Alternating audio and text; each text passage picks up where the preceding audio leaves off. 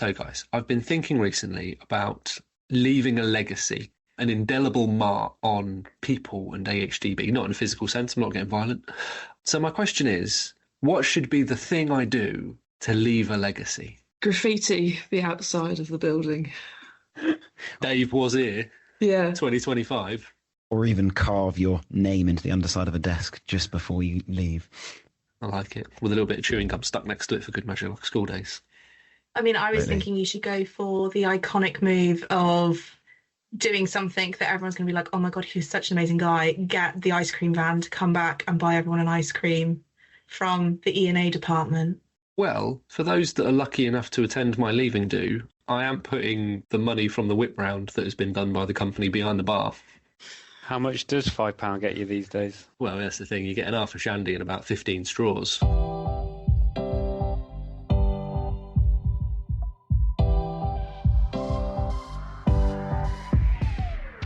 Hello, and for one last time, welcome to Agonomics with me, David Udall. Yes, the rumours are true. I'm leaving, but just like Take That survived without Robbie Williams, Agonomics continues. And in some very capable hands. So keep coming back each week for your regular look at the economics of agriculture, as the new team will have their fingers on the pulse of what matters to you, and will be able to share with you some of the great work AHDB is doing when it comes to number crunching and analysis.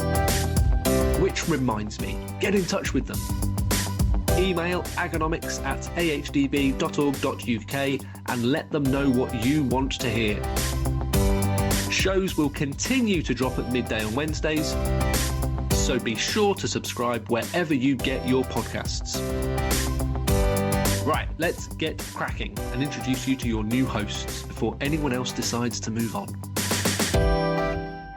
So we're going to kick off this Agonomics in a different way. We are going to do an introduction. This is like when you've gone to a meeting and you're all awkwardly sitting there thinking, who's that guy over there? Why is that woman looking at me, kind of thing? And you then need to go around the table and introduce who you are and what you do. But we're going to do it in a more interesting way. Not kind of as far of like, I'm not thinking Cilla Black on Blind Dates. You've all been on the podcast before in different guises, and so this isn't foreign territory. You all know what we do. So, Charlotte, I'm coming to you first because I feel you want to pick on me. So for those who might not have seen me out at events or caught up on the brilliant podcast when I've been a guest, my name is Charlotte Fawkes-Rees. I am a retail and consumer insight analyst at AHDB, and I actually started the Analyst Development Scheme, which is a great format that AHDB have for developing new analysts for in their economics and analysis department. But the bit which David's referencing, which is me being mean to him, is I have a very fond memory, or my first memory of David is actually on my first day when we had an intro call with him on that very first Monday. And there was 4 of us that started, and he was like, right, I'm going to just pick on someone to introduce themselves. And I was there looking a bit sheepish. He's like, right, Charlotte, you're going first. You look the most awkward. So that was my first introduction to David, who, yeah, he's probably realised quite how awkward I am in the sort of 3 years we've worked together. You're making that out like I was some kind of narcissist. I was just trying to get a conversation going. That's all that was. I mean, yes, I will let you have that. I think it was more the case I'm going, blimmin' hell, who's this director that wants to talk to me? Lowly, newbie in the company. And yeah, I definitely did blush on that call. I was just trying to be nice. Evidently I did that in the wrong way. But yeah, no, I now probably give you more grief than you've ever given me. So that's a nice parting present for you, remembering me as the awkward one. Thank you, Charlotte. It's good to know that your awkwardness will be remembered. I will take it with me always. Tom, this is where I find out that I've spent the last 3.5 years in this role thinking I was doing really good things, and now it's all turning around that people are like setting fireworks off at the door as I leave in celebration. Tom, I don't think I've ever made you feel awkward. And if I have, I apologise. It wasn't intentional. Far from it, David. Hopefully I can put a bit of a better spin on that things when it comes to me mentioning my first encounter with you. But anyway, hi, I'm Tom Spencer, and I am an analyst in the livestock department at AHDB, and I've grown up on a farm down in the Garden of England, down in Kent. It's an arable farm with a small suckler beef herd. And a lot of my work was done on the next door farm, which was a hop farm, which, excuse to everyone, I do love going on about the British heritage and more importantly, the Kentish heritage of the hop regions. That led me to university at Harper Adams, where I really enjoyed the analysis of the farming world and the ins and outs of everything that is to do with agriculture. Previously, I worked for an agricultural bank. However, a job opportunity came up at the AHDB, and having referenced the AHDB pretty much every assignment I've done at university, it felt a no-brainer to see if I could come on board. So actually, even before I started at AHDB, my first encounter with David was on the Agonomics podcast. And it's full circle with podcast, Tom, because, and Martin, our producer, can correct me if I'm wrong here, but I still think that you hold the title of being a part of the most popular agonomics podcast that we released on inheritance tax earlier this year, which is also the reason why we've given you the job to carry on with it, because we thought, well, if that works, you can do more of that. It did help that the topic of conversation was right up a lot of people's streets. It was well timed, well timed. Hannah, coming to you again, a veteran of agonomics podcasts talking about beef markets. And I will admit, my knowledge of beef and sheep markets is probably, there's gaps in it. So I've always heavily leaned onto your experience and your teams. But you've been around AHDB for quite a while, because you joined on the trainee analyst scheme, but have flourished through the roles to now be the lead analyst for livestock.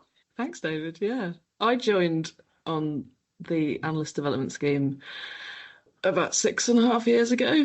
And actually, I think you were managing us, our little gaggle of trainees at the time. So you were probably around on my first day as well, all those years ago. But yeah, I'm now lead analyst of the red meat team. Yeah, it's great. Can you remember your first day? I remember you being heavily featured in my first week.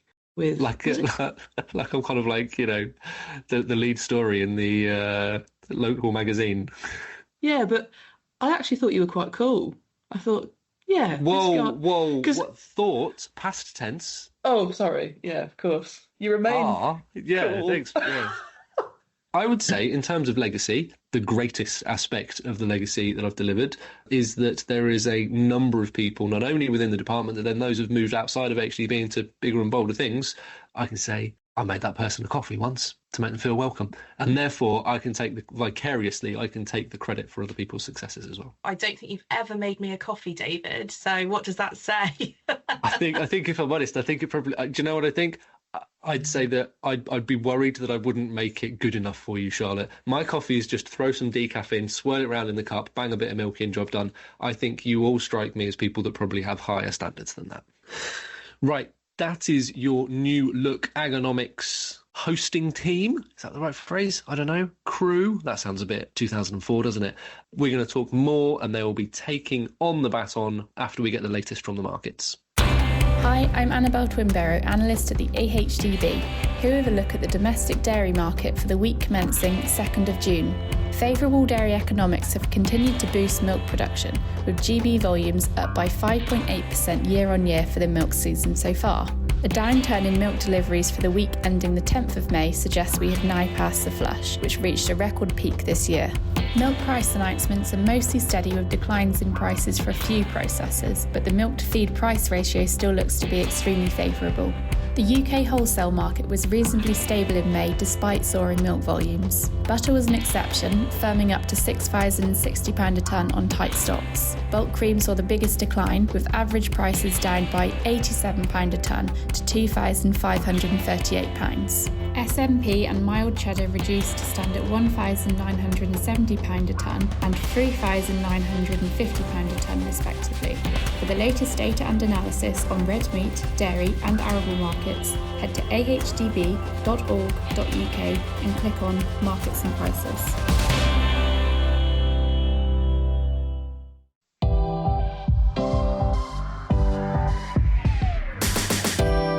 Well, eagle-eared listeners, I guess if that's a phrase, may have noticed that with the departure of David, they've actually had to take on the three of us to fill his huge shoes that he's left on the department, and particularly on this podcast. So we were having a think about, actually, maybe we need to put our stamp on this podcast. So we're going to be shaking up the format a little bit. So we thought we would start with a bit of a news section and things that we've been looking at or we might have read in the news that might be really interesting. So I'm going to kick it off, actually. I'm going to start with everyone with a little bit of a question. Who here eats meat in their meals? And I am hoping that, seeing as we are a red meat and dairy organisation, everyone is going to be saying yes to that question. But we'll kick off with saying that. My partner's a farmer, and yeah, I grew up on a farm. So meat is, for us, the centre of the dish. Like, if there's no meat, it's not a meal. Very similar to that. Being brought up by a farmer with beef cows, the freezer is always stocked. I was going to say, I'm married to a butcher, so as you can imagine, it probably does feature quite a lot in our meals. But some interesting research, which the Retail and Consumer Insights team has been looking at recently, is around this trend of flexitarians. And actually, what we are seeing is that meat is really important in a lot of consumers' diets. So actually, the majority of consumers do say that they include meat within their diet. So at the moment, that is almost 3/4 of consumers. So 74.1% say that they are a non-avoider of meat, fish and poultry. When we think about flexitarians, actually, sometimes this can be an unconscious reduction of that meat in the diet. So, I mean, we all know that we love a jacket potato with beans and cheese. Like, I wouldn't be opposed to having that as a meal, but that would then perhaps fall into that category of that sort of unconscious reduction of meat in meal times. But we are actually seeing that those who are consciously reducing their meat, fish and poultry consumption, so these flexitarians, are actually decreasing, particularly for those who are adopting that diet for cost reasons. So we know cost of living, that was hugely influential on what people were purchasing. And for some, that did mean that because obviously meat, fish and poultry is an expensive part of a diet comparatively to your beans, your pulses, eggs, cheese, it meant that for some they were having to drop that out of their meals. Now I've got another question, if you don't mind. I love a question. How much do you think it costs to make a meal which contains meat, fish and poultry at home per person on average? Ooh, that's a very tricky one. It's now going to sort of say how in touch we are with our supermarket shops. I think per person, I'm going to go with £4. On average, so that's everything. Does that include fish? Yeah, so meat, fish or poultry. Because like you've got maybe pork at one end, chicken at one end, and then you've got salmon maybe at the other. I'm going to say £5.50. Actually, you guys are way out. It's actually on average £2.86 per person for a main meal which contains meat, fish and poultry. Now, do you think it is cheaper to have a meal which contains a meat substitute compared to one that is meat, fish and poultry? The meat substitute, rather than, as you said, having a baked potato, cheese and beans, having a bangers and mash, but they're vegetarian sausages, I'm going to hazard a guess, say that would be more expensive. I'd agree. Interestingly, they are cheaper, but only on average by 4p per main meal. So it doesn't actually offer that much of a cost saving, really, does it? So I guess that's why it's coming through in the data that perhaps the people that are going for those flexitarian meals for cost reasons, it's decreasing because actually you're not getting that cost saving come through. Where you do get the cost saving come through is if you do have that main meal that does not have any meats or meat alternatives in there. So yeah, your beans on toast, eggs on toast, jacket potatoes, those naturally meat-free meals, they would work out at £1.57 per person.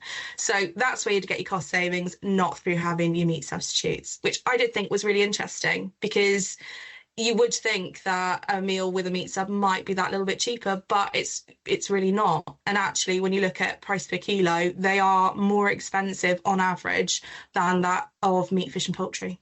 What proportion of the population identifies as flexitarian? And I know, the vegan population is actually very small, isn't it? But the flexitarian one, I guess, is a bit more difficult to define, maybe because there's a lot of different definitions of a flexitarian. It can be difficult because you'll have some people that say that they are vegetarian or vegan, but actually if you look in terms of household penetration for purchases of whether that's dairy or whether that's your meat, fish, poultry, virtually all consumers are purchasing that in a year. So what people are claiming and what they're actually buying can be two quite different things. So yeah, I think it's like 99% of the population purchase meat, fish or poultry. And then it's something like 92 or 93% would purchase cow's dairy that are completely on that plant-based. It's a much smaller proportion, particularly for your meat, fish and poultry sector. Yeah, so that's my little snapshot into some of the recent work which the Retail and Consumer Insights team have been doing. Tom, have you got anything that you've seen that's particularly interesting, whether in the news or some work that you've done? Well, I think it would be a shame if we didn't mention President Trump in our first ever episode of Agonomics as a team. We're just off the back of an announcement that Trump may not be in a position as president to enact some of his tariffs. And this has caused a bit of a stir. Isn't that right, Hannah? Yeah, I mean, we've seen so much change over the last few months with tariffs being put on various countries, tariffs being paused, and now maybe tariffs being taken off and changed again, which is causing a lot of uncertainty in markets. It's causing a lot of disruption. Too early to say what these latest changes might mean for markets and what we've already seen. We have put out some initial analysis on Trump's first round of tariff announcements. I was going to say, how many iterations have you had that, from the livestock team's perspective, you've had to look at, analyse, try and work out what's going on, and then find that actually by the time you've come to publish anything, it's all changed again? You know, that must have been crazy. It's really difficult to keep a finger on it. Trade is international. So if a tariff is put on one country, one element of the supply chain, it not only has a direct impact on that trade flow, possibly, but it also has indirect impacts on the wider market, which are so difficult to unpick. And to try and bring that back to what that means for the UK market is obviously really important to do, but it is difficult. And when the situation changes every week, every day, it's a challenge. Yeah, it's not just a challenge for us analysing it, but also for those importers and exporters who are having to make decisions almost daily or possibly even hourly with all these decisions being made. So that's why it's quite important that we can provide something for people to be able to aid that decision-making process, as the certainty within your decision making is part of what can drive a company or a business, an exporter, an importer, or a producer to be able to navigate these uncertain times. So I think that's one thing I'd hope that we can see in the future, if that is possible under a world with Donald Trump's tariffs, is at some point being able to come to a bit more of a consistency of where it's happening. Just a look of what this implication might be and the sort of backstory to it. You've got a High Court ruling that has challenged Trump's ability to actually enact these tariffs. Although Trump has some decisions to be made on the back of this, I can't see him backing down. I don't think that's the way of Donald Trump. But there is a way that he does gain a favourable ruling from the higher court, whether he can be able to continue with his decisions or whether he'll have to shift with the way he's going to enact those tariffs. It is yet to be seen, but I can almost categorically say, with the way that Trump works, even in his books that he's written, The Art of the Deal, way before he was even thinking about presidency, is the path he takes is to fight on in negotiations. I mean, I know I said that we were thinking about shaking up the format a bit. I almost feel like we need to have a section each week, which is tariff talks or trade talks, just because of how fluid and evolving this situation really is. I think that's a great point that we can maybe pause our conversation, take a quick break, and we'll see you back shortly. If you're in the market for another podcast to subscribe to, then look no further than our Manager's Special, AHDB's Food and Farming podcast. Recent episodes include a consumer insight offering on red meat labels and supermarket aisles, as well as a dairy special about our work with retailers to promote milk. If you're after herbs, or rather herbal lays, our shelves are stacked with sage advice on how to introduce lucerne and clover into your fields. In fact, we cater for all tastes, so you'll find sections dedicated to all sectors: pork, cereals and oilseeds, dairy and beef and lamb. And don't forget our middle aisle, where you can often pick up a bargain episode you didn't know you needed to listen to. Search Food and Farming wherever you get your podcasts. AHDB thanks you for your custom.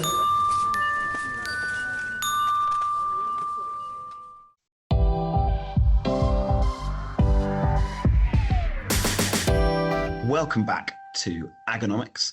I hope you've enjoyed a bit of a freshening up of some of the things we're doing. We're going to try something a bit new again. We're going to sort of do a segment of things that you always wanted to know but were too afraid to ask. And we thought we'd kick it off with something of why do AHDB report on pricing?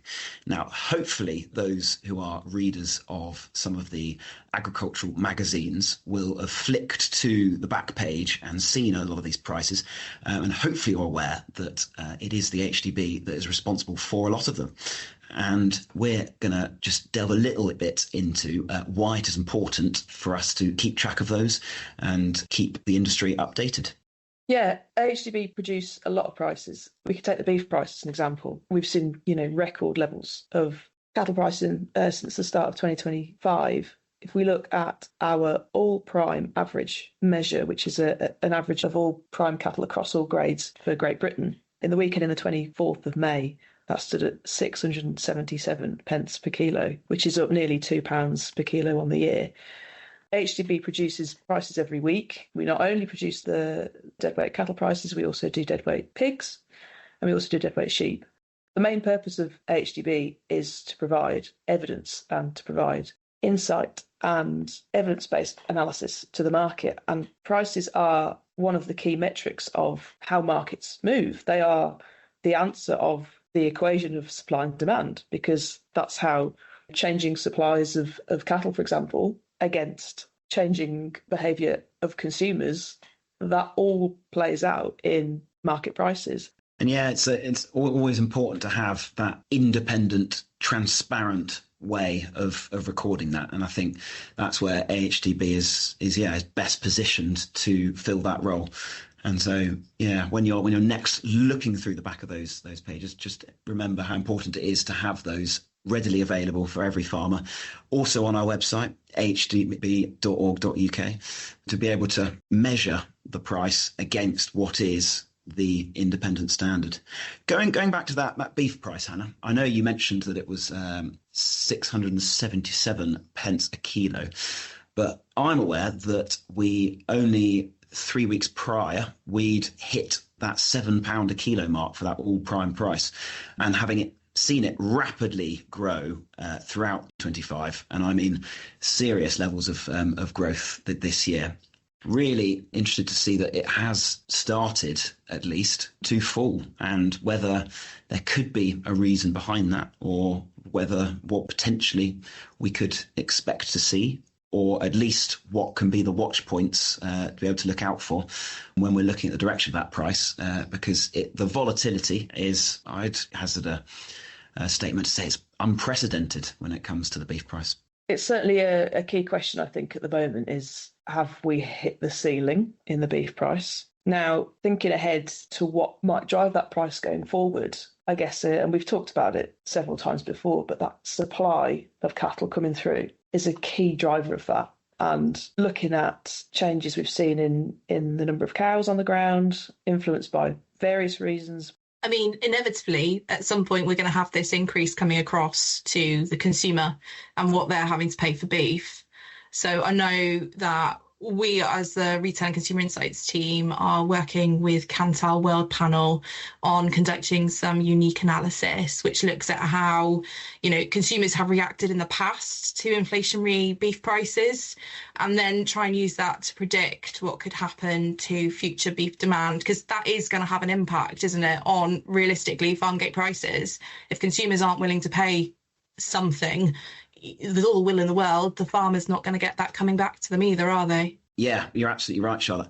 I've been reading recently in the news, the latest inflation stats have been released, and there's an article produced showing that it is meat, but particularly the beef price, that is driving the cost of food to be more expensive, suggesting that the price of beef is starting to be passed on to the consumer.